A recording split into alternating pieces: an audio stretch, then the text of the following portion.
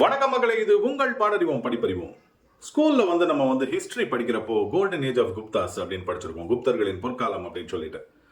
அதாவது இசையை பொறுத்தவரையில் அது தமிழாக இருக்கட்டும் அல்லது தெலுங்காக இருக்கட்டும் அல்லது ஹிந்தியாக இருக்கட்டும், பொதுவா இசை அப்படிங்கிறது ஒரு காலகட்டத்தில் ஒரு பரிணாம வளர்ச்சி அடைந்திருக்கிறது அப்படின்னு சொல்லலாம். ஒரு இசையமைப்பாளர் அவர்களுடைய அந்த தனித்திறமையாகட்டும், இல்ல பாடகர்களாக இருக்கட்டும், இல்ல கருவிகளோட வளர்ச்சியாகட்டும், இந்த மாதிரி இசை பல வடிவங்களை எடுத்திருக்கிறது, முன்னேற்றத்தையும் அடைந்திருக்கிறது அப்படின்னு தான் சொல்லணும். இந்த ஒரு 70கள் எல்லாம், நம்ம 60கள் 70லாம் கேவி மகாதேவன், மெல்லிசை மன்னர்கள் விஸ்வநாதன் ராமமூர்த்தி, அப்புறம் 76 அன்னக்கிளிக்கு அப்புறம் கிட்டத்தட்ட அந்த ஒரு 80s ஃபுல்லாவே அந்த இளையராஜாவின் பொற்காலம் அப்படின்னு சொல்லலாம். 80ஸோட பொற்காலம். அந்த ஒரு 90s 92 ரோஜாக்கு அப்புறம் பார்த்தா கிட்டத்தட்ட அடுத்த ஒரு 10 ஆண்டுகளுக்கு ரஹ்மான் அவர்களுடைய இசையில நிச்சயமாக இசைக்கு ஒரு பொற்காலம் அப்படின்னு சொல்லலாம். அதுவும் குறிப்பாக ஒரு அழகான டீம் அமைகிற பட்சத்துல ரஹ்மானு கேட்கவே வேண்டாம். அதுவும் ஒரு இளம் டீம் அப்படின்னு சொல்லலாம். ராஜீவ் மேனன் என்ற ஒரு இயக்குனர், அஜித், தபு, ஐஸ்வர்யா ராய், அபாஸ், நம்ம மம்முட்டி, வைரமுத்து, சுரேஷ் அர்ஸ் எடிட்டர், விக்ரம் தர்மா ஸ்டண்ட் மாஸ்டர், இந்த மாதிரி ராஜு சுந்தரம் நடன இயக்குனர், இந்த மாதிரி ஒரு டீம் சேர்ந்ததுன்னா அப்புறம் வெற்றிக்கு என்ன பஞ்சம் அப்படின்னு சொல்லலாம். ரஹ்மான், கலைப்புலி தானு அவர்களின் அற்புதமான கூட்டணியில் அமைந்த 2000 ஆண்டு வெளிவந்த கண்டு கொண்டேன் திரைப்படத்திலிருந்து கண்டு கொண்டேன் ஹரிஹரன் மற்றும் மகாலட்சுமி ஐயர்களின் காந்தரூபமான குரல், அந்த பாடல் தான் இன்னைக்கு பார்க்க போறோம். சரி, படத்தை பத்தி பேசிட்டு அப்புறம் பாடலை பத்தி வரலாம். மின்சார கனவு இந்த திரைப்படம் ஏவிஎம் நிறுவனத்துக்காக திரு ராஜீவ் மேனன் எடுத்திருந்தார். மிகப்பெரிய ஒரு வெற்றி படம். இளமை பட்டாளம் அப்படின்னு சொல்லலாம். கஜோல், பிரபுதேவா, அரவிந்த் சாமி அப்படின்னு சொல்லிட்டு. அடுத்த திரைப்படம் அவர் கொஞ்சம் யோசிச்சுட்டு இருக்காரு எப்படி எடுக்கலாம் அப்படின்னு சொல்லிட்டு. சென்ஸ் அண்ட் சென்சிபிலிட்டி அப்படின்னு சொல்லிட்டு ஒரு நாவலை அடிப்படையாக வைத்து தான் இந்த படத்தோட இதை உருவாக்குறாரு. முதல்ல தீக்குள் விரலை வைத்தாய் அப்படிங்கிற ஒரு டைட்டில் தான் வைக்கிறாரு, இந்த பாரதியாரோட அந்த பாடலை ஞாபகப்படுத்தி. அப்புறம் மணிரத்னத்தோட பேசி இந்த கதையை கொஞ்சம் டெவலப் பண்றாரு. அப்புறம் கண்டு கொண்டேன் வச்சுட்டாங்க.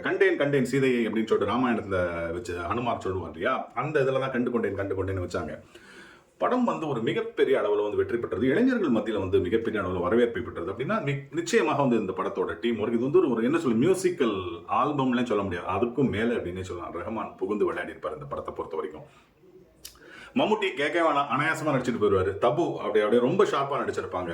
அஜித் அவர் அந்த கார் இதில் ஆக்சிடென்ட் ஆகி அந்த முதுகோட ஆப்ரேஷன்லாம் முடிஞ்சு இந்த படத்தை நடிச்சாரு. இன்ஃபேக்ட் இந்த படத்தோட ஷூட்டிங் காரைக்குடி பக்கத்தில் அந்த கர்நாடகா தான் பங்களால் எடுத்தாங்க. நான் கூட இப்போ 1999ஆம் ஆண்டு நினைக்கிறேன், அந்த டைமில் இந்த படத்தோட ஷூட்டிங் ஒரு நாளைக்கு அந்த வழியில் போகிறப்ப பைக்கில் போகிறப்ப பார்த்துருக்கேன். அப்படிங்கிறது ஒரு பெருமையான விஷயம். கொஞ்சம் பெருமை பீத்திப்போமே என்னப்போ.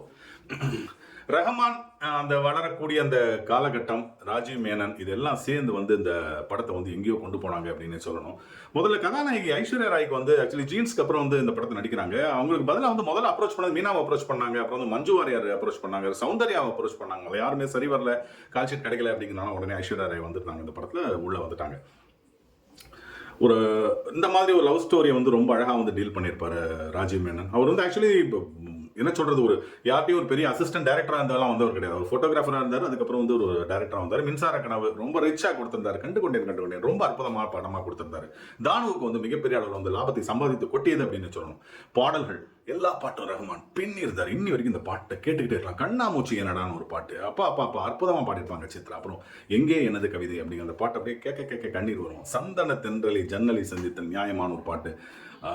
என்ன சொல்ல போகிறாய் சங்கர் மகாதேவனுக்கு இந்த படத்திற்கான தேசிய விருது கிடைத்தது, சிறந்த பாடகர் அப்படிங்கிறதுக்காக. இந்த பாடலுக்காக என்ன சொல்ல போகிறாய் பாட்டுக்கு ராஜீவ் மேனனுக்கும் கலைப்புலி தானுக்கும் பிலிம்ஃபேர் சவுத்தில் best producer and best director award வந்தது இந்த படத்தை பொறுத்த வரைக்கும். இந்த பாடல் எப்படின்னா வழக்கமான டூயட் சாங்கு. ஹரிஹரனோட வாய்ஸை கேட்கவே வேண்டாம். கண்டு கொண்டேன் எழுத்துட்டு போயிட்டே இருப்பாரு. மகாலட்சுமி ஐயர் அது ஒரு ஜாயின் பண்ணிப்பாங்க. தானா ஐஸ்வர்யா ராயோட கண் அப்படி பேசுறப்ப இவங்களோட வாய்ஸும் துள்ளும், ரஹ்மானோட அந்த இசையும் துள்ளும், எல்லாம் சேர்ந்து உண்மையான துள்ளல் அப்படின்னே சொல்லணும்.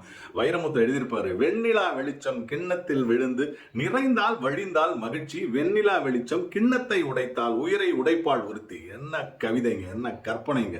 இதெல்லாம் தாங்க இந்த பாடலோட மிகப்பெரிய வெற்றிக்கு காரணம் அப்படின்னு சொல்லணும். கொஞ்சம் கஷ்டமான பாடல் தான். அழகாக கற்றுக்கிட்டு அந்த நுவான்சஸை புரிஞ்சுட்டா ரொம்ப அழகாக பாடலாம். ஒரு சேலஞ்ச் இல்லாமல் என்ன வாழ்க்கைன்னு சொல்கிறீங்க. கண்டு கொண்டேன் நல்ல குணங்களை, நல்ல மனங்களை, நல்ல இசையை, இது கடவுள் அமைத்த மேடை. நன்றி மக்களே.